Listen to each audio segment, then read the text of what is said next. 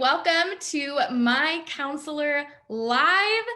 I'm Tori, and today I am joined by another one of our incredible counselors here on the team. This is Alyssa Bostwick, and Alyssa and I get to just chat today, chat about some of what she has written, questions that you guys have, trending topics. We just love getting to interact with y'all in this way in My Counselor Live every single Wednesday. So I'm going to let Alyssa take it, kind of introduce herself to you guys so that y'all can get to know her a little bit better. Awesome. Well, welcome, guys. We're excited to chat with you today. Like Tori said, my name is Alyssa Bostwick. I'm one of the therapists here in Denver, Colorado. What My Counselor is known for is we do virtual. So I do online and in person, which I love. I am a local gal. I've been raised and born here in Denver. I'm a native. And so I love getting to still be able to serve my community, but still get to touch lives and hearts throughout the world, which is so awesome that we get to bring services to people that don't always get to. I've been at MCO for a little bit over 6 or 7 months now, but I'm a licensed clinical social worker. I've been practicing here in Denver, like I said, for the last 4.5 years, licensed therapist. And so it's been awesome to serve families and individuals. I think my specialty right now is working with trauma. I love it. I think the Lord has gifted me in serving people, of walking them through just the mud and the quicksand of life, and be able to do it with such grace and such love in my heart, because I just have such a passion for people to be healed and transformed by the power of God. So anyway, Tori, I don't know if you want me to say anything else about myself. No, that's perfect. And oh my goodness, backtracking. I love Denver, love Colorado. I'm not from there. Wish I was. I wish I was a native. But I just think it's so beautiful, such a gorgeous place to live. And, you know, we're kind of getting into the winter months now. So is it starting to get pretty chilly there? It just switched on Friday last week. We had a day that was 60s, and it's supposed to snow this coming Sunday. So. There you go. There you go. Well, that is so, so exciting. And I just love your passion for people, your passion for what you do. And, you know, having a specialty in trauma, I think is just so important. You know, as with therapists, you know, you can have specialties in so many things, but I think maybe it's a little bit less common to really specialize in trauma because everyone experiences trauma differently. Everyone processes trauma differently. And so to have just that expertise in it, I think is really just telling about your heart and your calling. And I think that that is so neat, Alyssa. Yeah. Yeah. Yeah. Well, and whenever I think about trauma, I think I always go to the textbook because we're trained as therapists to go through theory, right? Mm-hmm. But as I've sat with people and gone through journeys, it's not even like the textbook trauma that we think of the physical and sexual abuse, but emotional abuse and neglect. There's so many things that people come to me for: anxiety, depression, eating disorders, right? Self-harm, family dynamics. Aren't we all familiar with family dynamics? Yes. And no one even thinks about, sometimes there's trauma that comes from that we just bury from the time we're little. Yes. And so it's so beautiful just to be like, oh, sweet one, or whoever I sit with, and be like, oh, okay, so what you went through, that's what trauma is, right? It's something that's not necessarily the PTSD version of threatened death or fear of that, but it's more about the emotional abuse and neglect that we're seeing, that people just didn't get what they needed, right? That we didn't always get raised in the environments. And so I'm going to talk a lot about that today. Yeah. But it's just so awesome because as a therapist, it's so awesome to sit with a client and for them to not feel alone or crazy. Yeah. Right? It's like, okay, no wonder I'm anxious. That happened to me. I never thought of it that way. And just seeing it through God's perspective, right? The Lord talks so much about truth, and like seeing with the eyes of the Lord. I always like want that for them, is what's God's vision for your life. And sometimes that's just looking at the truth of what happened. So. No, that's so good. And I think everything that you just said is such a perfect segue into just the first segment of our My Counselor Live today, where we get to just chat about what you have written and what you've written in an article that you wrote called Healing from Trauma Isn't About Blame. And I'm really excited to chat through this because, like we were saying, people can experience trauma in so many different ways. But ultimately, I think that this rings true for all of it, that healing from it isn't about blame. And so I'm excited to chat through that. And I guess I just want to start by giving a broad, definition of trauma. So if you, Alyssa, as a licensed therapist, could just kind of give that definition of trauma, although it's probably difficult because it is so different for everybody, I'm just going to give it to you, let you take that one. Okay, so friends, you're going to get to know me really quick. I'm going to give you my definition of trauma. It's not very clinical. I define trauma as the messed up things that happen to us, period. Yeah. And I don't think I wrote that in my article because it's not very clinical. It's not very like, oh, an LCSW wrote that. That's so smart. But I think about it as the messed up things that happen to us, because who gets to define trauma? And so as I sit with people, it's that process of, I don't get to define it. You don't get to define it. My boss doesn't get to define it, but it's the people we sit with who get to decide, with the help of me, help of my whole MCO family, right? Is, hey, I think that what happened wasn't okay. That shouldn't have happened to you, right? Is that each client gets the autonomy to choose, and they need the power to choose for themselves. What did I go through? What I went through, was that trauma? Was that something that derailed me from something I could have done, right? So when I think of trauma, I think of anything that could have happened. A hurricane, right? I've got some coworkers that are down in Florida right now and surviving hurricanes. Some people get displaced. Some people get sexually abused. Some people have moms that work all day long and they're single moms and they're left to kind of their own defenses, right? And so in that, it's not necessarily looking at, oh my gosh, look at that person who left a handprint on somebody, but more about, did what happen? Did you not get what you needed? That's so good, because I think that we can almost, what's the word, kind of invalidate our trauma and the things that we've experienced, and sort of bring it down. Like if up here was trauma, we kind of like are like, no, it's not that bad. Like I'm not in a bad spot. I'm fine. But so many of us have experienced trauma, and maybe just have done exactly that, invalidated it to a point where it just is like buried deep inside of us and comes out in these little weird ways. Yeah. Or somebody else invalidated them by justifying their behavior, right? Is, I had to do that. I had no other choice, right? I think about the single mom that has to work to pay the bills and work 2 jobs, right? It's not that she necessarily did anything overtly wrong. It was just that that kid was alone most of their developmental years. Right.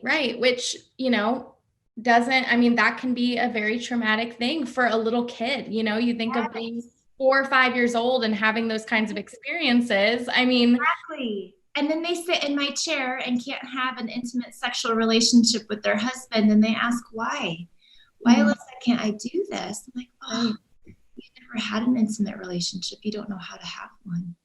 Yeah. Because intimacy isn't just physical at that point, right? Right.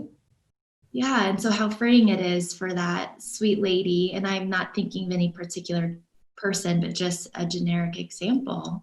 But how, like, that's the call of God on our lives as therapists, is to say, okay, this is what you missed, but let's reteach it. Yeah. And that just hope isn't lost. Freedom is not unattainable. Yeah. So there has to be a lot of acknowledgement of what we went through. We have to be able to look at our past in a new way that's helpful. It's not just, I'm not going to go digging in your backyard and digging holes to find out what bodies are buried there. I'm not going to do that as a therapist. It's not my training. But what I would want to do is help them kind of see, look in their past, look at their timeline, be able to identify what hurt them, not necessarily what I think hurt, and be able to look at it in a godly perspective, for them to realize, what did I miss? There's these beautiful psychologists. It's Dr. Cloud and Townsend. I think most people know them by their book Boundaries. They wrote a book called Our Mother Ourselves, and it looks at the relationship we have with our moms. But in the beginning chapters, they encourage the readers saying, hey, you're going to learn a lot in this book. You're going to find out the things you missed. You're going to find out that maybe mom wasn't able to do it or didn't give you what you needed. But their words are, but it's not lost, that it's redeemable, and that God uses other people in our lives to fulfill the needs that other people missed. That's right? So good. So that's the process of therapy, is what did you get missed? What was that developmental marker or affection and doting or boundaries and consequences? What was missed? And in some ways, therapists can step into that role. Yeah. Oh, so good. Oh my goodness, Alyssa. I'm just thinking everyone who's watching this is probably like, wow, like so good. Or they hung up and went and bought the book. So either way, go buy Our Mother Ourselves. It is so good. Yeah. So great, Alyssa. So I guess my next question would just be, and you talk about this at the beginning of your article, that we could have read the title of this, Healing from Trauma Isn't About Blame, one of two ways, either as to blame or blameless. And I wanted to know if you could just kind of expand on what you mean when you say that. Yes. And so when I said that, I was really thinking about, in the recent months, I've sat with clients and the things I've heard, right? This isn't a textbook thing, but I wrote this article based off what I've been hearing. As I've sat with people, I'm like, oh, can we dive into that and look at that part of your history? They go two ways. Either they just start ripping into whoever it was, if it was a domestic violent partner, if it was a parent, if it was a teacher, if it was a coach, right? That they just place all the blame of everything that's wrong on their lives on that person. If only they didn't do that, right? And that keeps them locked. That keeps them in the shackles of their trauma by just being in that rigidness of blaming people, right? Which with trauma, we either kind of can go rigid or chaotic. And so I understand that, but it's not a helpful place to be, right? And so sometimes we have people who are very, really hurt and are victims of really harsh crimes, right? And then they go to the other spectrum of being really hard and blaming people. And so that's kind of what one place that people can go to when it comes to trauma. Or this is the one I've actually seen most of, is that when I want to push into something and be like, can we talk about what was missed? Can we talk about that? It's oftentimes a response of, but I don't want to be mad or blame mom and dad or my teacher. I don't feel like that's productive. But it's that word blame in that context, right? Because I just want to hold them accountable, right? If you think about accountability, when we take too much accountability and responsibility, we steal the opportunity from somebody else to learn and grow, right? And so that person who is wanting to be blameless, who won't place blame on whoever hurt them, is actually stealing the opportunity from that person to take accountability and grow. But it hurts them because then they take all of that pain, they're all alone, and they take that responsibility and internalize it, and it becomes shame of, had it been something I had done wrong, there's something wrong with me, I don't belong here, I'm not lovable, right? Brene Brown calls shame, she defines it, and I'm not directly quoting this, so don't take this out of context, friends, but it's the feeling of being unlovable, not belonging, or as if something is severely wrong with you. And that's the result of not giving accountability where accountability is due, right? Same to be said, right? We want to give credit where credit's due, right? We hear that all day long with plagiarism and writing as students when we're young, but I think the same thing is true. Our parents have to be accountable, and they also get credit for the good things. They get to be accountable for not the good things too.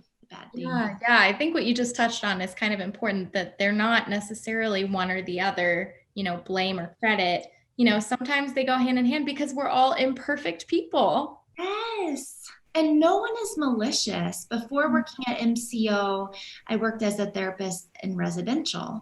And so working with adolescents, and they were placed there because the families weren't safe or that kid had committed a crime. So they were committed through Division of Youth Services. And my job there was to help the parents fix what they did wrong. Right? Which is so redeeming that that person who broke it gets to fix it. And so that's my heart is, I don't want to blame whoever that is. I just even want to free them up to be able to be redeemed. Yeah. Oh, that's so good. And that's so the heart of Jesus too, which I think is really beautiful and kind of segues into the next question I have, which is, does God talk about trauma? Does the Lord talk about trauma in the word? And kind of, what does he say about it? Yeah. I think the word of God is I truly believe that it is the word of God, that it is God ordained, God inspired, and guided by his wisdom. And so when I think of the word of God, I also think that he doesn't always give us direct answers because he wants us to relationally figure that out with him. So Tori, the hard part is he doesn't, if you pull up Control F, in a Bible app, trauma is not going to be a word that pops up. But he provides it in context. He provides it when he talks about the prostitute that the people pull out of that building. And I forget where I'm referencing, so it's in Matthew. Yeah, I remember. I know exactly what you're talking about. Right? That they pull this woman out and they're like, Jesus, condemn her. And he just bends down and starts writing something in the dirt. We don't know what it was. And he says, whoever hasn't ever sinned can throw the first rock. Right? I just think about that of how often does our trauma make bad behaviors out of us, right? That we kind of give control to trauma and allow it to take the driver's seat, right? And I think totally. I think that was a perfect description of what kind of our default is handing control over to trauma. And a lot of times I think that we are in control because we're blaming ourselves or we're blaming someone else. I think we think that we're in control of it, but really it's controlling us and affecting our behavior. 100%. Right. And it's all that unresolved feeling that's underneath all of that trauma, right? We're so reactive and we don't even know it. Right.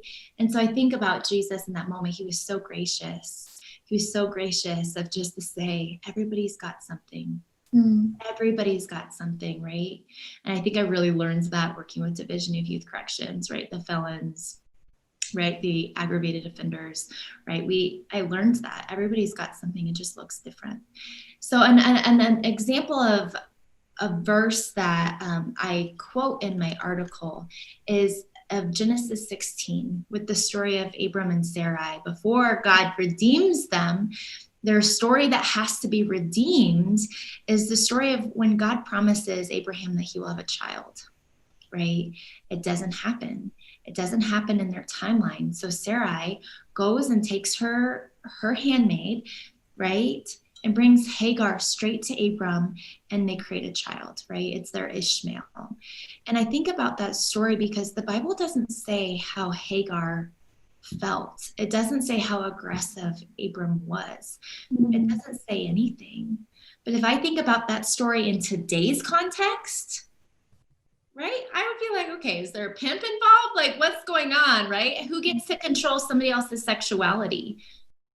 Nobody does. And that's called sexual abuse, when somebody else takes control and makes a decision about somebody else's sexual parts, right?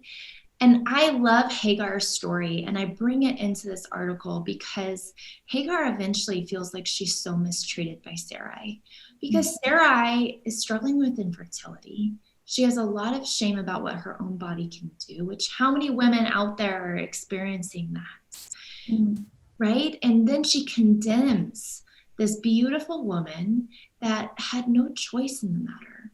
So Hagar thinks her only option is to grab her child and run. And when she runs away, God finds her at a well. And I forget the meaning, the title of the well. So that might be something that people might want to look into in the story and kind of interpret for themselves, because this is Alyssa Bostwick's interpretation of the Bible. So you want to really dive into that for yourself. But Genesis 16:6, and I read it in the Message because I thought it was the best for this article, kind of more friendly. But it says, Hagar, where have you come from and where are you planning on going?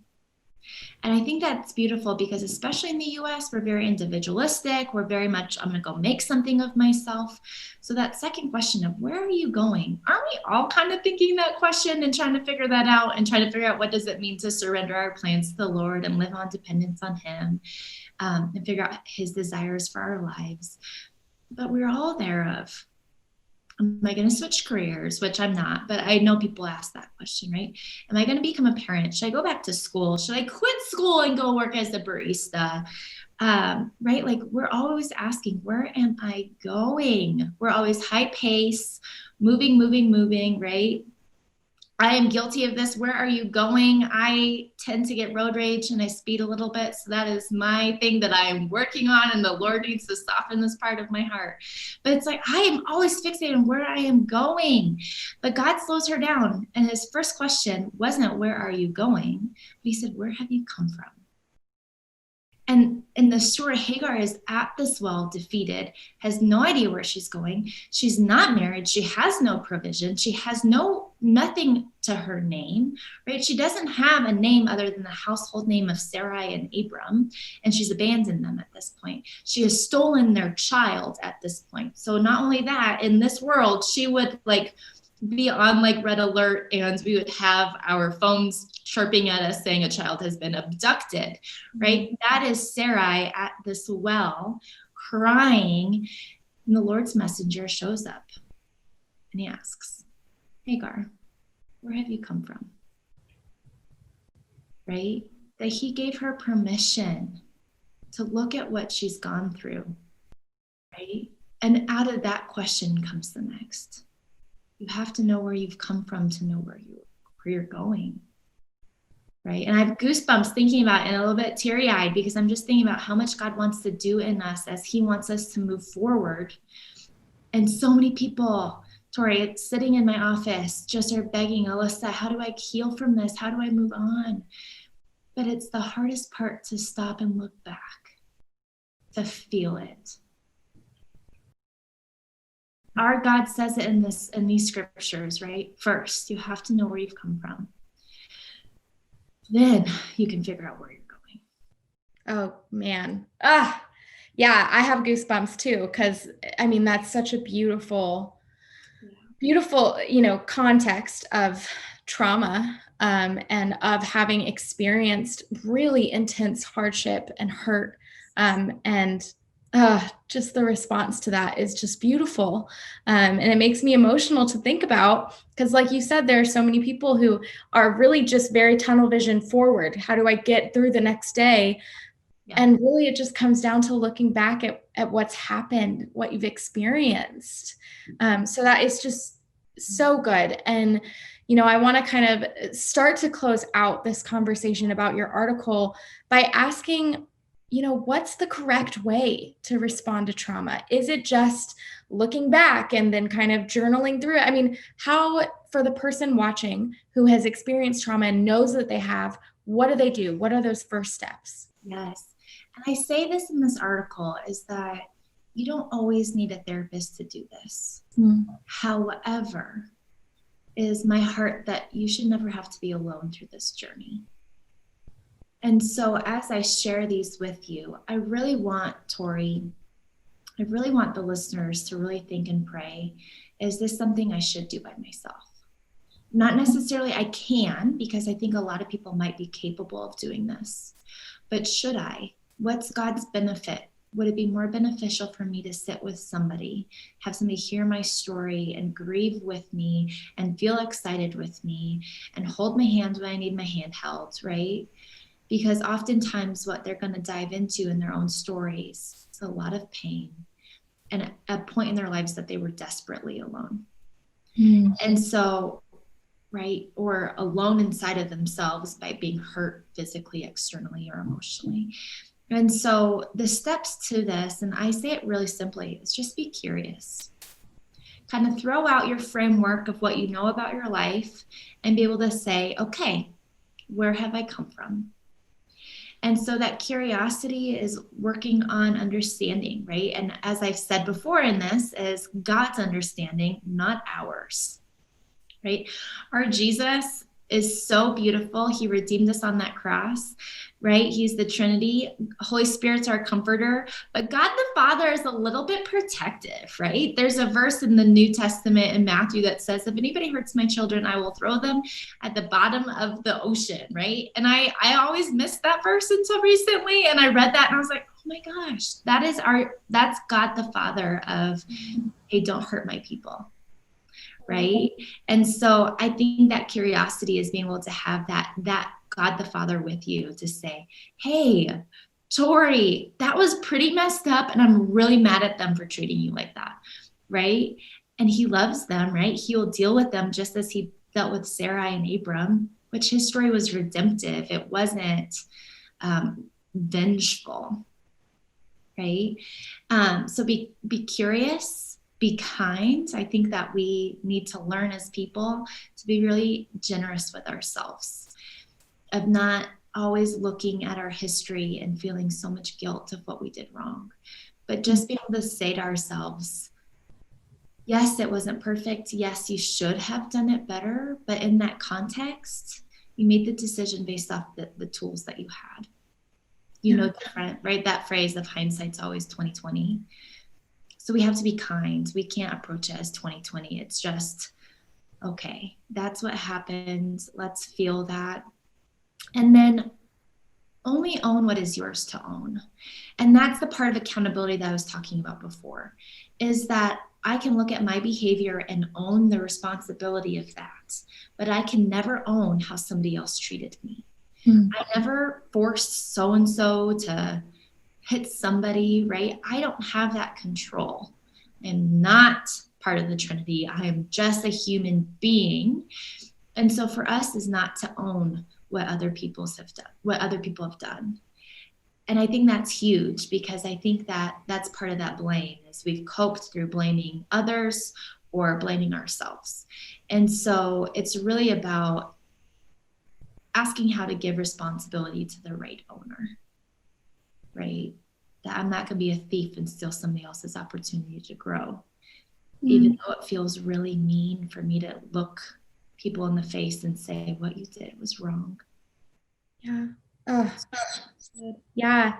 I think to kind of end that, will you just, as a counselor, as someone with the heart that you have, speak directly to someone watching who is experiencing trauma, or maybe even just having the realization as they're watching this that they have experienced trauma? Oh, yes, that's so good, Tori. Thanks for asking me to do that. Yeah. So for all the listeners, if you have that goosebump feeling, or the, oh crap, Alyssa just read my mail feeling, welcome. That I hope that you can find a safe space, that I really feel that you deserve that. I just want to invite you into that curiosity and kindness as you sit in your home or at work or in your car. Hopefully you're not driving. And be able to just take this moment and pray that this is very much a game changer moment for you. That this is a call of God for you to grow and be transformed and healed. I don't want you to miss it. But the biggest part is to do it with God and never alone. So in your car or in your home, I just want you to start praying into that verse about Hagar of, where have I been and where am I going? And just be able to begin to pray for yourself and allow the Holy Spirit to intercede for you. And I'm biased, but you could always call MCO and reach out to us and meet with one of our therapists or myself and begin this journey. You deserve it. You're worth it. And it might be painful, but it's worth it, right? To get out of that pain and that suffering. Oh, Tori, just seeing the testimonies out of our offices. It's amazing to see how God heals and uses us. It's just such a humbling experience to be able to sit in those spaces as God transforms people's hearts. Yeah. Absolutely. So good. And, the people watching, we here at MCO as a team want to see you walk in that freedom that the Lord offers and wants for you. And yes, just like you just said, Alyssa, I mean, our doors are always open and we want to be able to pour into the people watching. So, yeah, thank you, Alyssa, for just such a heartfelt response to everything. And I'm like getting counseling as we're talking. So I love it. So good. I got saved all over again. Thank you, Yes. Jesus. Yes. Yes, amazing. Well, we're going to jump into our next segment on My Counselor Live. Y'all already know it. We're going to talk through a trending topic. So if you're just now joining us live here, welcome. We're so happy you're here. I'm Tori, and I am here with Alyssa, one of our amazing therapists here at MCO. And we're just chatting through a few of the things that she specializes in, things that she's written. And now we're going to talk a little bit about something that people are asking questions about. So this is, a question that we get a lot, a question that I think people are kind of researching and trying to ask for themselves is panic attacks, all things panic attacks. What is it? What does it look like? What should our response be? How do we avoid it? Should we avoid it? All of these different questions. And Alyssa, we are going to tackle them together. So I am just going to jump right in. Talk to me about panic attacks. What is it? I love it. I just even love your response of how do we avoid it? I bet we all felt that way. Panic attacks, right? Those are very much when our emotions and our experiences step outside of what the clinicians call a window of tolerance. And so that is when whatever you're experiencing, and most often, Tori, this is an internal experience that most people don't recognize the trigger. Right? So all of a sudden we could be doing our dishes and we end up in the fetal position on the bathroom floor and we're like, what just happened? Right? So that means that there's something internally happening inside of us that triggers us and we aren't aware of it often. And it ends up in something we call outside of your window of tolerance. And so within that window are the things that people tend to really respond well to. And so that might be joy, happiness, excitement. Some people actually get dysregulated by those feelings. And so you can either go to like rigid or chaotic outside of those. Panic attacks is different for each person, but it's when everything you're experiencing feels so out of your control and out of your wheelhouse, right? And sometimes it's true that sometimes what we go through, we're not equipped for, right? Or what our trauma has experienced inside of us, right? I just spent an hour talking about trauma. It doesn't allow us to tap into all of the resources that we were given, right? God-given resource. And so it kind of blocks that capability. And so that is what a panic attack is that we just aren't equipped in that moment. And that is okay, right? And so part of it is that we have to slow down and figure out what the trigger was, right? Yeah, totally. So, I guess go ahead. I'm wondering, like, what do you do, in the moment? Like, how do you slow it down after you're past that tolerance point? I mean, I've experienced, panic attacks before, and I feel like I'm still kind of wondering, like, how do I stop it once I'm there? Yes, you need to breathe. So a lot of that research shows that in that moment, it's not necessarily talking your way out of it, which I'm a talker. I don't know about most of our viewers. And so I'm really good at doing the talking part. It doesn't help. Right. And oftentimes, if we have somebody with us and they're talking at us, it kind of just feels like it's bombarding and it's not sinking in. It's almost like static. Yes. Yes. Or it just turns volume up and you're like, shut up. Just shut up. Right. Right. So if you have a loved one that continues to engage with you, I would just say in that moment, don't have them speak to you, just pray. Right? Let the moment pass before they speak, but just pray. Some people do really well with this and just need that calming, like rub on your back and say, it's okay, it's okay, it's okay, it's okay. You're going to get through it. Just breathe, right? Those kinds of things are more helpful. But as somebody who has experienced panic attacks myself too, Tori, we have to kind of notice that window of tolerance inside of ourselves. So in the moment when it is the most severe, fetal position is actually really really healthy.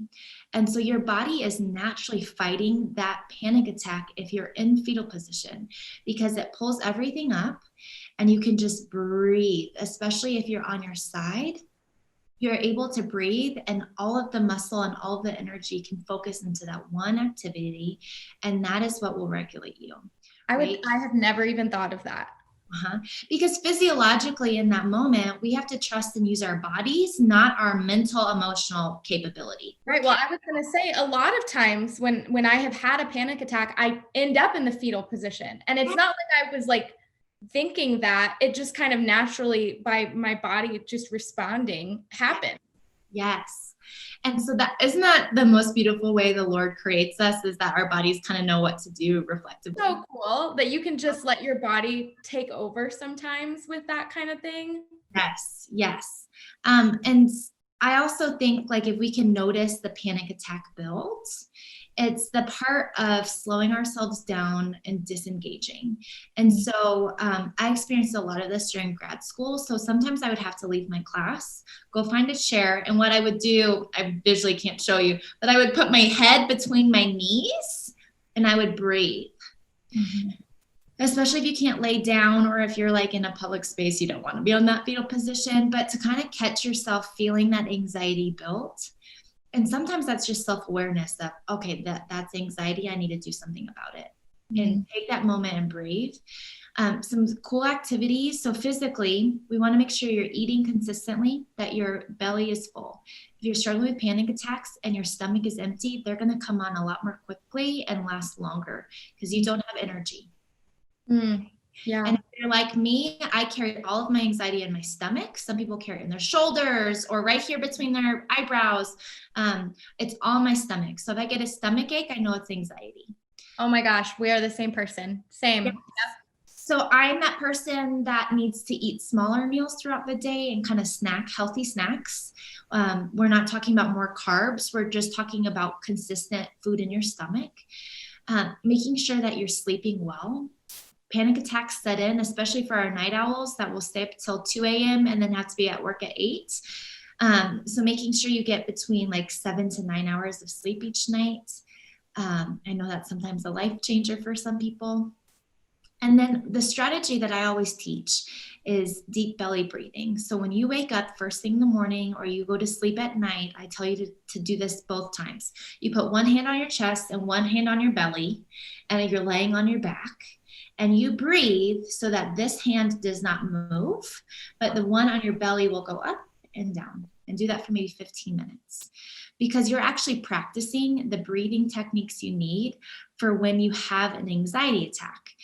And so as you practice proactively, your muscles and your body will actually know how to do the deep breathing when the panic attack sets in. I hope those are some helpful things. And then cognitively, I would just want to say this is kind of like fear no evil. The thing about panic attacks is we panic about panic. We get afraid of them.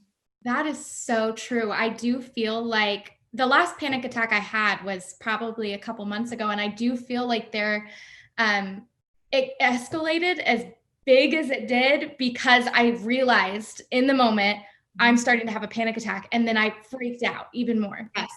Yep. And so in that moment, that freak out is very like true. I think about panic attacks a lot like being claustrophobic, is that you feel trapped. You feel like you can't go anywhere. And that the fear is that it will last forever. Oh, yeah.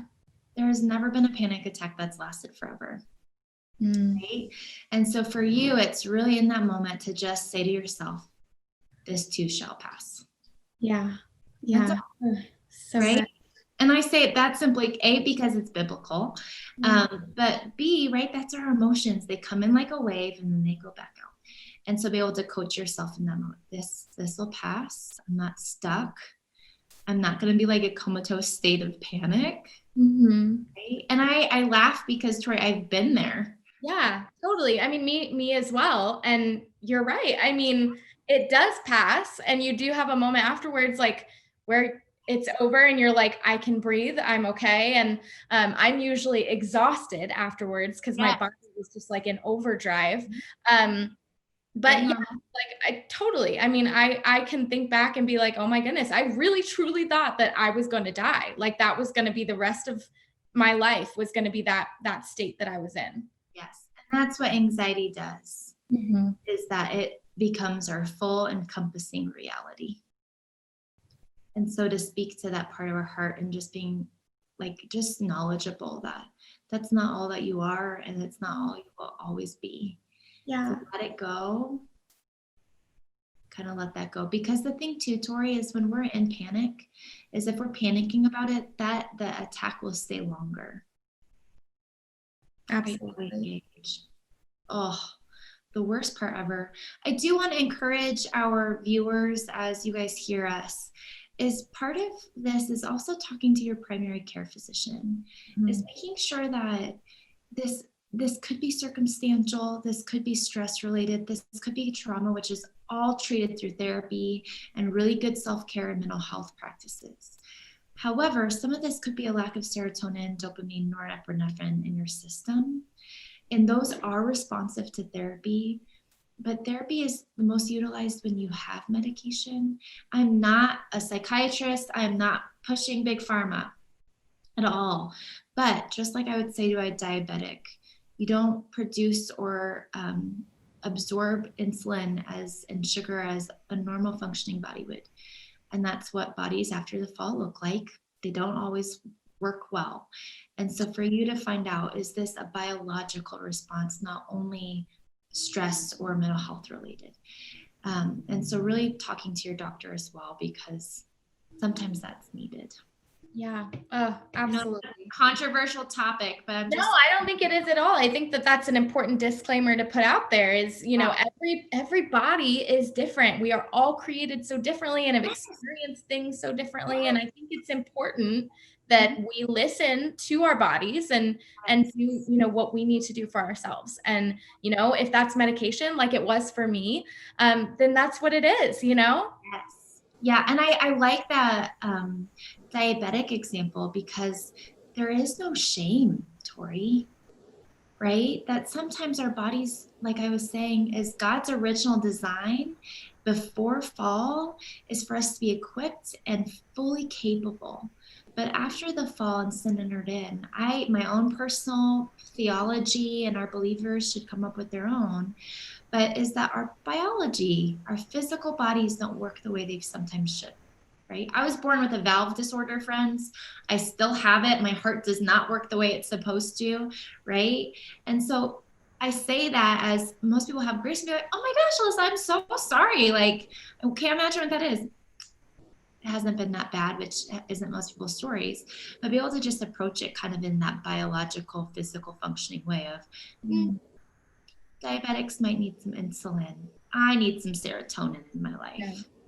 Absolutely. Oh, that's such a good example. And I think, you know, you kind of touched on that, just, you know, there's no shame in it, right? Like, I think that we, especially in the church, I think that we can sometimes get in this little cloud of shame over feeling like we need more serotonin. But it's exactly what you said. Like, our bodies aren't functioning or aren't, you know, working the way that they were originally designed to because of the fall. And so it's okay. It's okay to need things.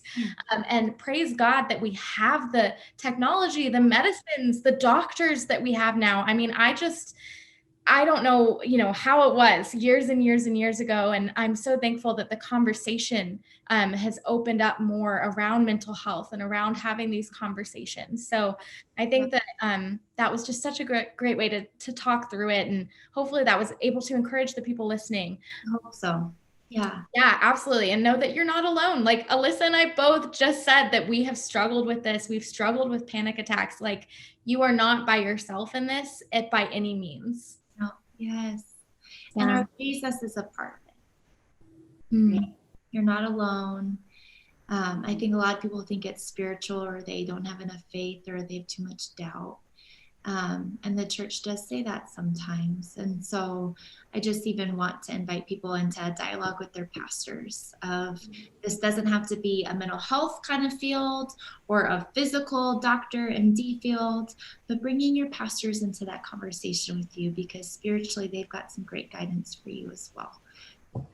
Absolutely. I think it all can culminate, all can work together to just make you safer, healthier, striving for, that perfection that we may not ever have in this life, but, yeah, so good. We are going to jump into our last portion. I'm sad that we have to end this soon, but we're going to jump into this last portion, which is my personal favorite, and that is Q&A. That is me and you, Alyssa, answering questions that were sent in by our viewers, by the people that tune in every week. And so we are so thankful for these questions and the opportunity to interact with everyone in this way. So if you think of a question as we are talking, feel free to comment that, to message that to us. You can message it. We're not going to share your name if you want to do it anonymously. And then also you can go to MyCounselor.Online/ask, and we will ask your questions in a future episode. So I'm going to jump in to our first question. So Alyssa, this person said, my mother is 80 years old and she cares for an intellectually challenged adult who's 45 years old. She's having anxiety that I believe is affecting her health. What advice would you give us moving forward? So the 80-year-old mother is the one who's having anxiety. That's kind of the vibe I get, is the 80-year-old mother is having anxiety for caring for this intellectually challenged adult, which totally makes sense. I think that would give me anxiety as a young person right now, but let alone to be 80 and already struggling with your own physical health, mental health, all of that. Yes.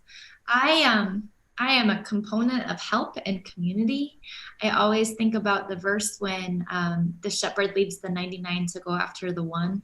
I always was like, God, why would you leave the 99 to go after the one? Like the 99, right? And I really felt like God impressed on my heart. And again, this is my relationship with Jesus. It doesn't have to be everybody's interpretation of scripture, but that he could, because they were safe in community. And so for that 80-year-old woman, I would say, help. I would say, no wonder you're anxious. You're doing some things that you were probably able to do years ago, but maybe right now you're not able to because you're aging, and that's okay, right? We all get there, right? And so I think I would encourage the listener or whoever submitted that question is to build a support system.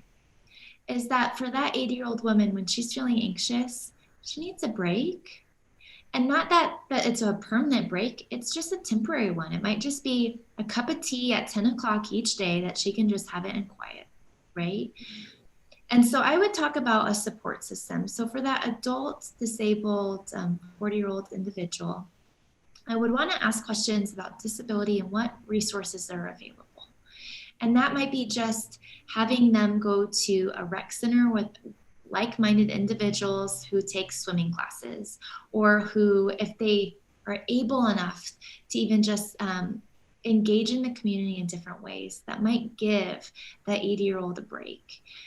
In Colorado, those are respite workers, and sometimes Medicaid and Medicare cover those. And so just looking at what resources would be there. And so I know that's more practical than mental health driven, but if I think about it, is if her anxiety is like a bucket full of water and she's so anxious and it's full, we have to take scoops of water out for her to not feel anxious anymore. So what scoops are we going to take out can be really practical. How do we just give her breaks? Yeah, no, I think that's great advice, just meeting those physical needs. And that in turn, meeting the emotional needs that she might have. Exactly. And it's in turn, as we take care of his needs or her needs, we can take care of 80-year-olds. Right. It kind of releases her, because it sounds like she's the primary caretaker. It's all on her shoulders. And so to have some trusted people in her life who can come alongside her and love on her and help her. Yeah, absolutely. So good. And kind of continuing on that kind of path of community and really having that, the next question that we got was also around that. This young lady said, what if the community that I'm in is full of married mothers only, with no to very few single women and men? It only reminds me of my lack. Oh, such a good question, Tori. Yeah. Yeah. And I think a question that, I mean, a lot of young women and men as well struggle with when you kind of find yourself at a certain age and a lot of your friends end up getting married and having kids, and you end up maybe being the only single person still in your group. Yes. So a couple thoughts for that. So I can go to the practical, the spiritual, or like that emotional side. But I would just encourage that young woman to even think about her own singlehood and process how she feels about herself. Because maybe some barriers are there because being single is tough for her. I think about my sister who was single into her 30s. And she'd kill me for saying this and using her as an example. But that's who I'm thinking of as I think about this young lady asking this question.